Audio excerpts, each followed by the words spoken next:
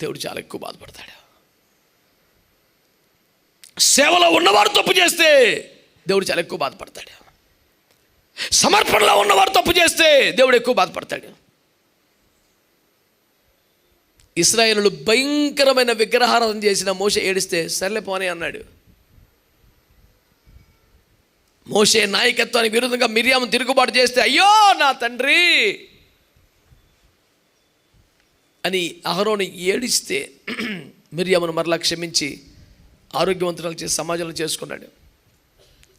కానీ మోషే తప్పు చేస్తే 80 సంవత్సరాల సుందర స్వప్నం వాగ్దాన దేశం, 40 ఏండ్ల కష్టం, నువ్వు రావద్దన్నాడు. సింపుల్గా ఛాన్స్ లేదు. ఇంకా కొండెక్కించి చూడు, అల్లదిగో కనపడుతుంది, అదే చచ్చిపోక్కడ అన్నాడు. అంతే. మళ్ళీ చెప్తున్నాను, ఆత్మలో ఎతికిన వారు ఏమైనా చిన్న పొరపాటు చేసినా అది పెద్ద నష్టానికే దేవుణ్ణి ప్రేరేపిస్తుంది.